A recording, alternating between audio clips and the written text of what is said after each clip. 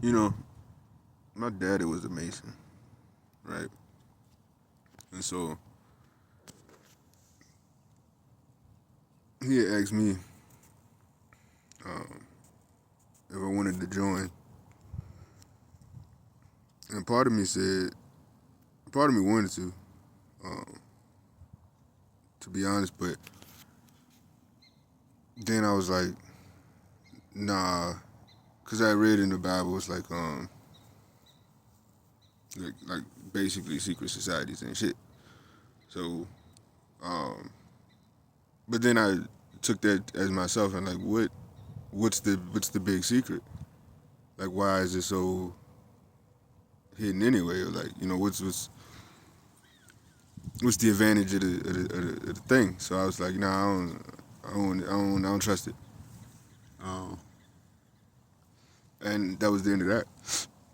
Um, then a few years later, um, he had quit, and I asked him why. I mean, because it didn't mean I judged him. It didn't mean I looked down on the secret society or whatever. Um, it's just that I didn't want to be. I don't want to know what I'm. I don't want to be ill prepared for anything. And if I have to join before I get to know what the thing is, that don't sit right with me. So, um, because he seemed like he was proud. He had his little nice picture with the gloves, the black suit with the pinstripe, and holding his little plaque and stuff on the wall. You know, but he was like hesitant. Then he was like, they just kept hitting on my mama, and then he was like, I thought this was a society where we respected each other. Um, we were in an organization of respectable men, and so he talked to that guy, and then he kept happening, and then he spoke to uh, a guy above, and he saw nothing was happening, and he decided to leave the group.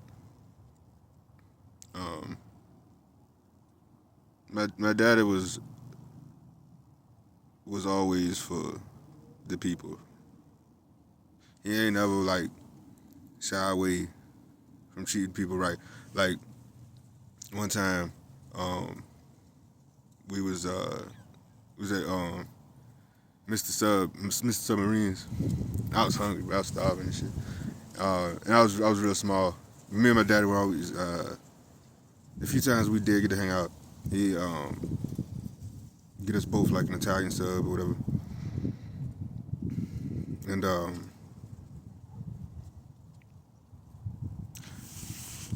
yeah, this time it was a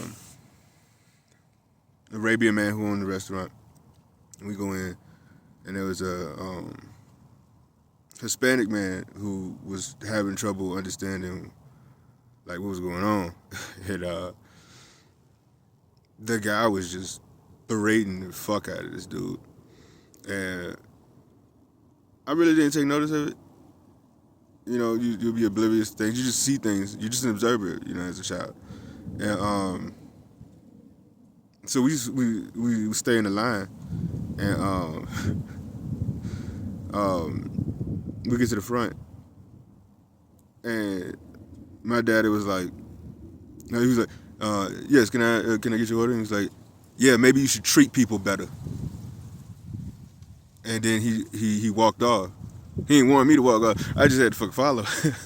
I was like, Daddy, I was waiting on him. He was like, you don't let people treat other people like that. And some things are just more important. So, because my daddy was a hard worker, you know, he was always standing up for people. He ran the union. You know what I'm saying? He fought for other people's rights any chance he got, and it wasn't just like it was just like uh, something innate in him. It wasn't like he was like this big, like he wanted a name for himself or he was trying to do a movement or anything. It was just like when he saw shit, shit had to be corrected when it came to people.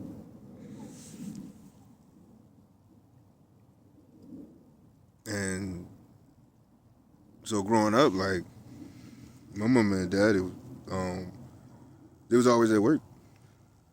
Um, by the age of fucking what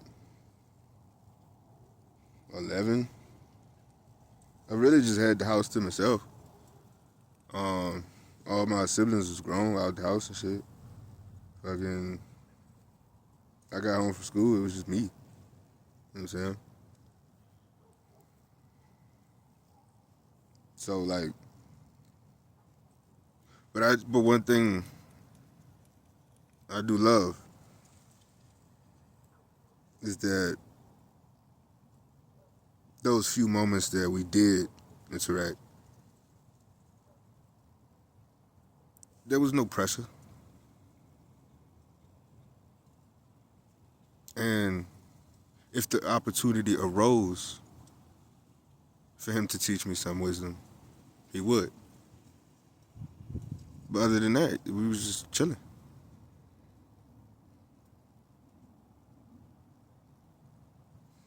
That's what it was.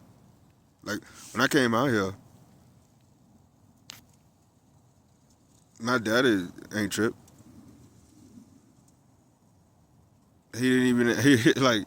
It wasn't that he didn't care. He just had full confidence in me that I'd get shit done, and I did. Everybody else was like kind of worried. I wasn't worried. He wasn't worried. Every time I called, I told him about shit.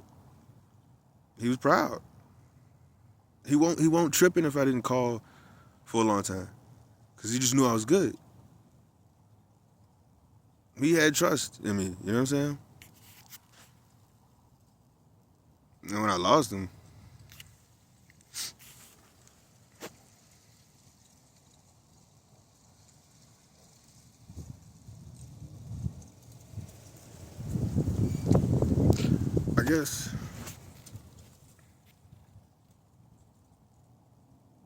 I guess I felt like I had lost my backbone. Like the way my family handled the situation emotionally to me was just reckless. The way I was notified, just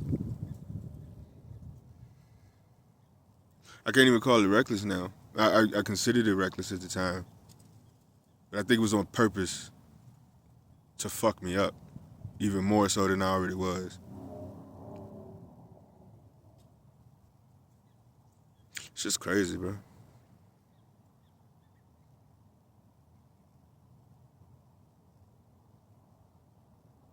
But even more so than that, like when I told you,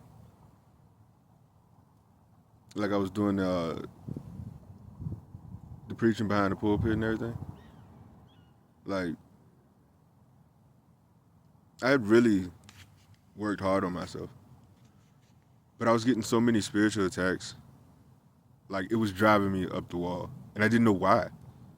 I was, if I would have just, if shit wasn't just attacking me, I would have followed. Like I would have been like I didn't mind doing that shit. Like I would have fucking like nightmares out of goddamn nowhere. Sometimes I wake up with fucking scratches. Like the shit was fucking crazy, bro. Like, and I at the end of it, I was just like, God, I'm sorry, I need a break. And that's when I was just like, I need to get out of here, which was Virginia, and went to Texas. Then I went to, uh, then I came here. All the principles that I had learned throughout, um, that experience with church and faith and everything, I I kept. I just applied them in different places. There was a lot of work I put in on myself and faith. And one thing faith should get you to is to believe in yourself. Um, so I got out here. I wasn't praying as much because it almost felt like I was trying to do better, but I never got any like peace spiritually. And I thought that was God, but I don't think that was God. I know that wasn't God now. But he was protecting me through it, but he let me experience it so that I know the difference. And I really have to fight tooth and nail in the word to understand like how important instruction is, but also grace.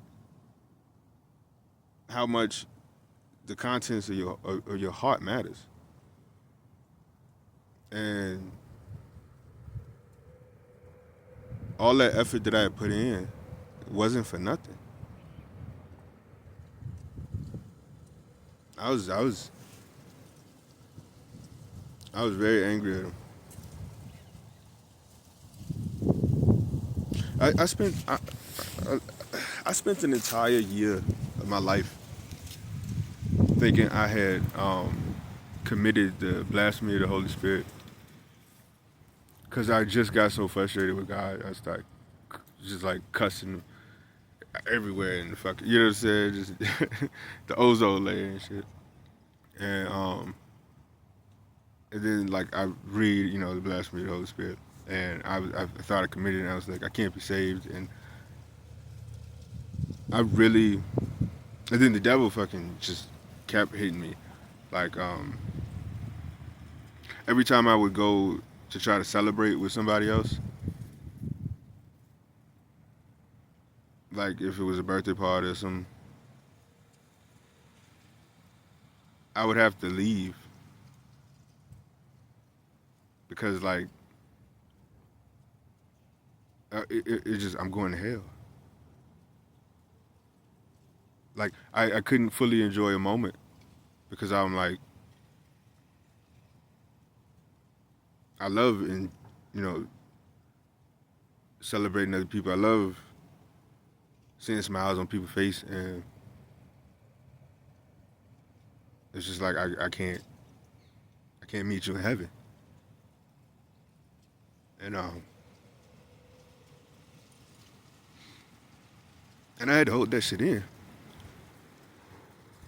for a good minute, man, because I didn't want my family to worry about me.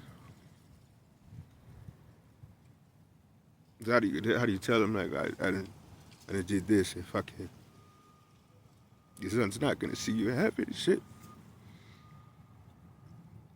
And I just didn't want anybody to worry. I don't want them to miss out on happiness and shit.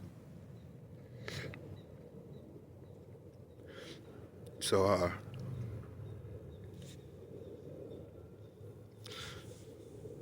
had faced a lot of fucking demonic attacks and shit.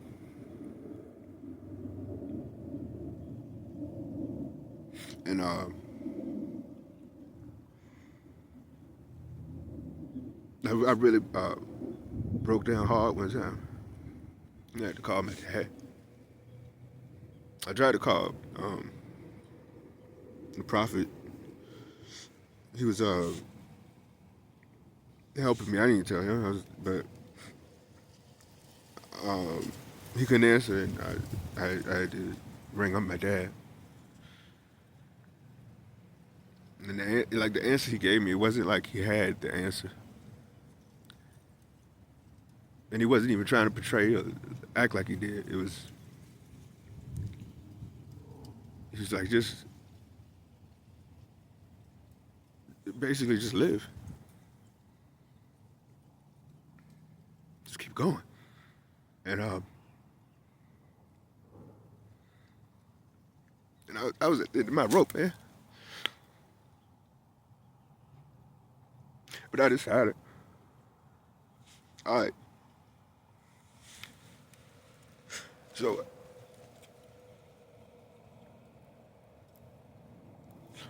I just took a breath, and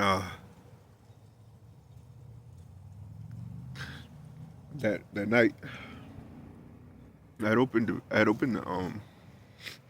Bible, and it said um suffering may endure to the night, but joy cometh in the morning. And I threw it, bro,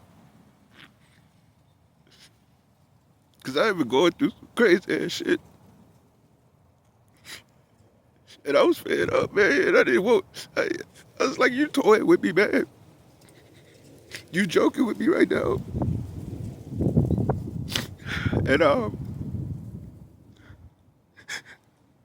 went to sleep, and I woke up.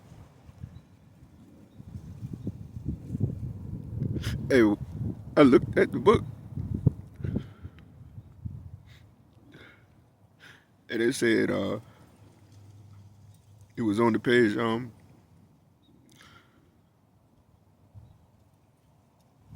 God is love. God is the spirit.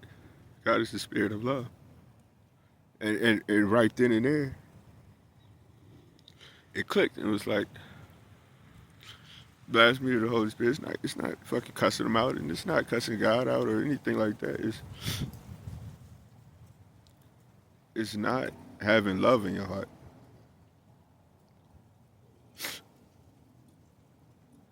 You can't connect with God and His Spirit if you don't have love in your heart. And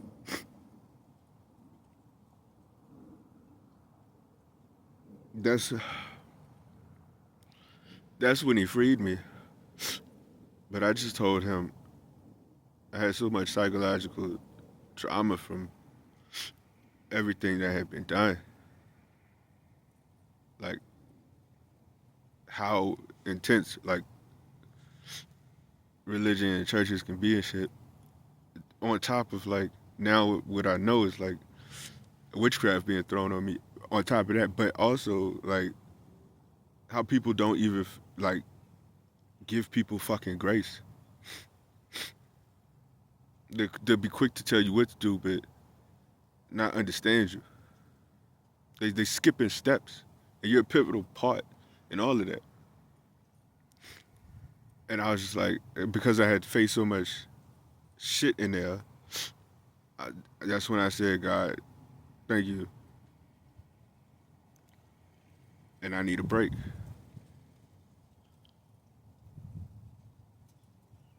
I was like, I need a break from all like from the church. I need a break from, and I enjoyed like when I would connect with God, when I would like read the Bible and He would give me revelation and shit, and like I enjoyed those things. It's just I enjoyed like fellowship with people in the church, but the amount of like fucking spiritual attack, it was just associated with it. So I never had any like hard feelings. I just said I need to go. I need a break.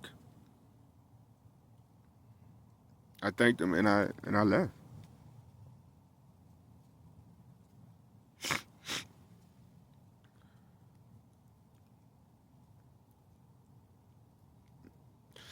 Cause God always had my back, man.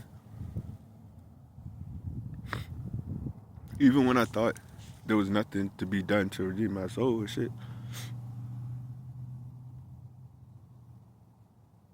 I was, I still couldn't do people dirty. I still wanted the best for people. And that was a really fucking long time to think that you done fucked up. And then I realized, like, nah, even in that, I still loved people. And it's like, it's the perfect example of like, God knows who you is. But if you so hard headed that you can't even understand when he tell you who the fuck you are, it's gonna be quite a process for him to convince you of who you are. And that's why I had to figure it out. And that's why, like, he knew what journey I was gonna fucking face. And he knew it was in me and shit.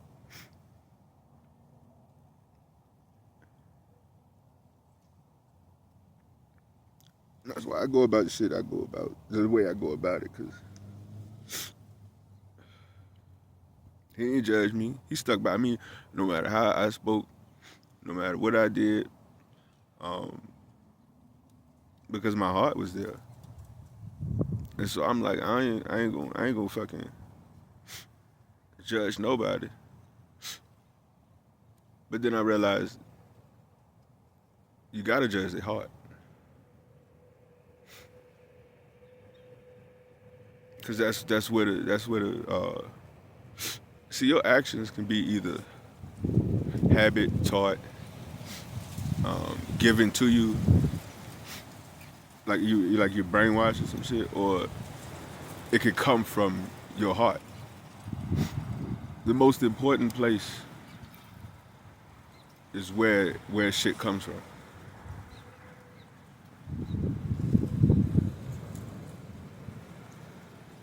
And so and instead of like being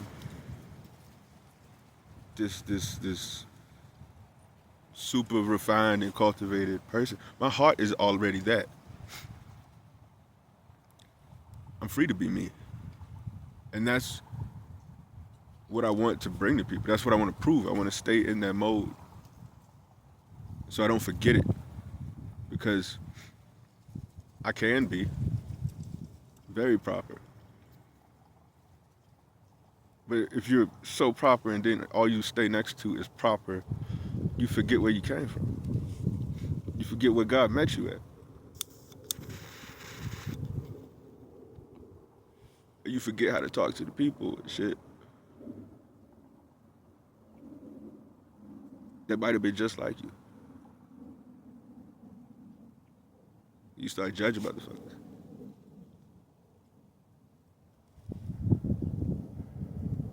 That's why boys so like fucking worried about, people's hearts. And if anything is affected their lives, I want to give them grace, and so we could cut away to the core of shit.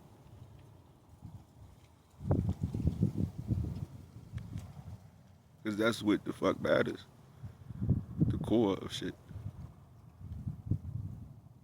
I could give a fuck about. This is not. It's not a blank statement. It's like, for the most part, I don't give a fuck what you did. Like I matter. Are you gonna do better? And I try to weigh with advantages and disadvantages and how you grew up. What was your fucking life? I try to factor all that in before I fucking judge someone.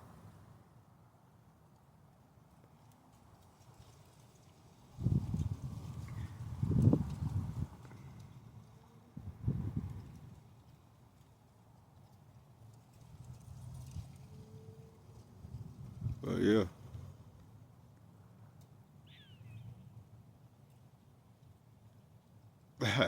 Then I fucking I was when I threw the book and shit, I was so angry and shit, cause I didn't heard like that shit before. You know, suffer, man, do it, and enjoy coming in the morning, and I still suffered for a good amount of time and shit. But that was the right time. Because God was like, okay,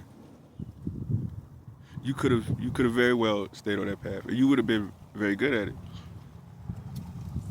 But I need somebody like you to help people in a different way.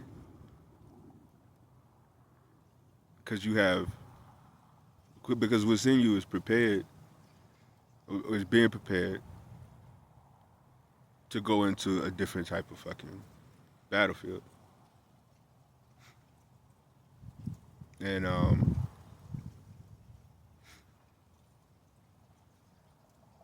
and I appreciate the experience. Sometimes it might not look like it, but I really do. Because even though I said, God, I need a break, it felt like I lost my spiritual father. And then when my daddy died, I had lost my physical father. And that fucking threw me, man. And I didn't know where to go, what to do. Because I had done so much fucking biblical research on my own fucking time. Like, I know the words I'm gonna hear if I go to church. I know the fucking, like, all of it and shit. And I always handled shit on my own. I didn't know how to fucking reach out. And the people I was supposed to be grieving with handled fucking my father's death so goddamn recklessly. Man, shit was fucking rough, bro.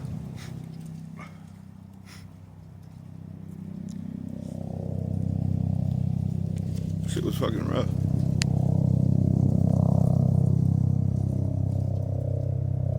But that's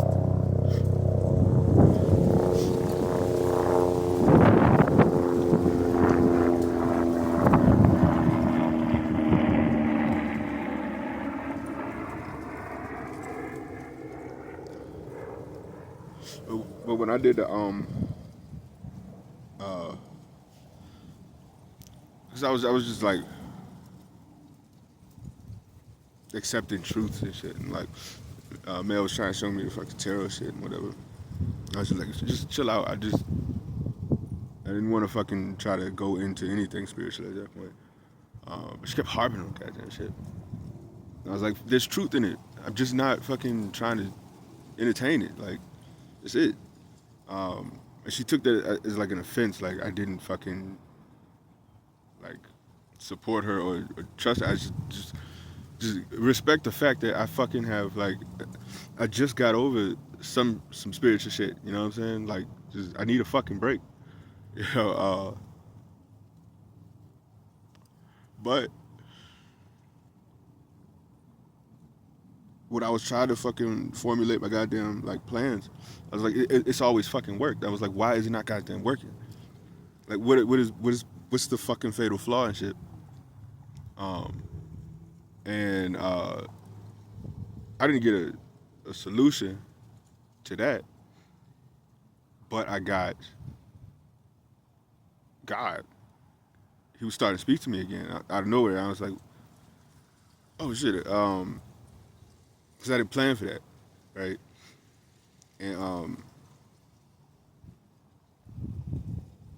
And so like then he was introducing like the side of spirituality, like like tarot and all of that stuff, and he was teaching and guiding me through it, because I really was like I saw like there was some truth in the shit, but I was like, that's not for me and shit, right? But he was telling me, he was like, hey, it's not all fucking bad, right? What is it called? Spirituality. What am I? A spirit. You know what I'm saying? So I'm gonna guide you through this shit. And that was just fucking it's like being institutionalized.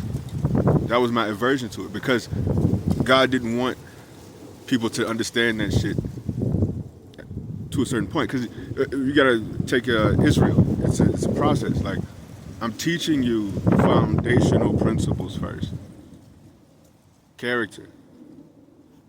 Then I will introduce these things. I don't want. This is my order of how I would teach it in my house. This is what I realized. This is this is the revelation he gave me and shit. And so I was like, oh. And so then I was like, everything started to click. Everything made sense.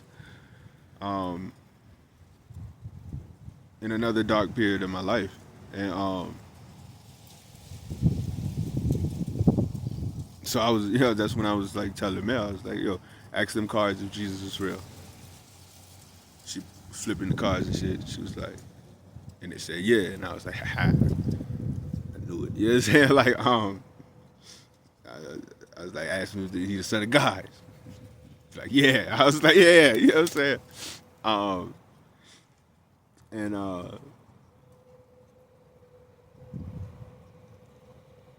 then I made a proclamation of faith. 30 minutes before that proclamation of faith happened, about a week later, um, that's when I saw two blacked out cars, and one said 3 nails. I was like, you know what I'm saying? Jesus in the whip, you know what I'm saying? I saw the same vehicle. It pulled up a little bit. It looked like the same exact vehicle. And it said, Dad. And that was the greatest gift I could have ever had. Because in one moment, I got both of my fathers back.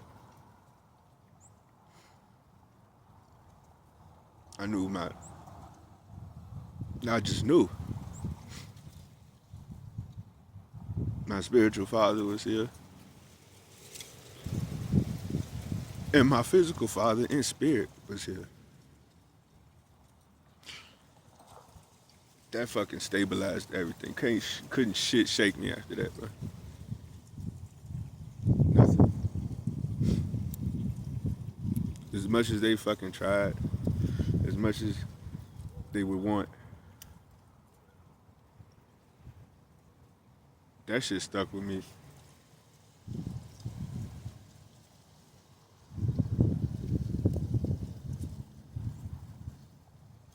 And God gave me the I said this many times, but God was like, I'll never leave nor forsake you. Right after I got baptized. Because he knew what the fuck I was going to have to go through. Like the mental fucking goddamn torture house. And when I fucking thought, like I committed the blasphemy, it wasn't like God just came in. Like he could have said it, but the devil, couldn't distinguish the difference between his voice and the devil's voice at the same time. And he can sound like God sometimes. So it's really, you gotta understand, you gotta get used to it. So, like him telling me, it wouldn't have done shit. I wouldn't have been firm in my belief of it. So he had to work on my fucking belief, my faith, until it was just, I just know, because no matter what he said, I would still think I was the problem. So even when I did that, fucking, I'd be like, I'd self-psych myself out and be like, yeah, he did say he would never leave nor forsake me, but I left him. You know what I'm saying? And that's what the devil would do. Like, God don't lie. So you got to get to the point where your faith beats those lies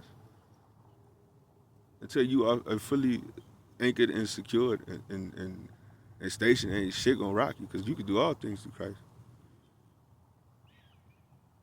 What strengthens you?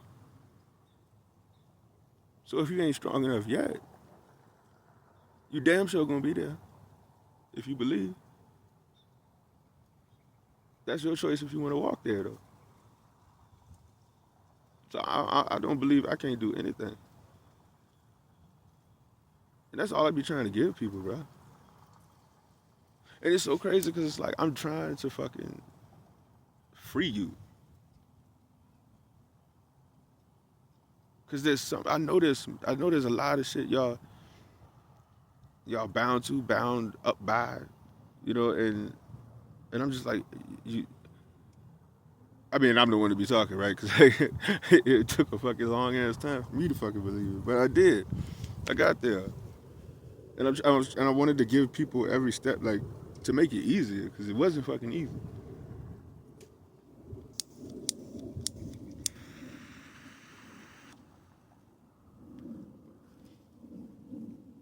But yeah, that's it, man.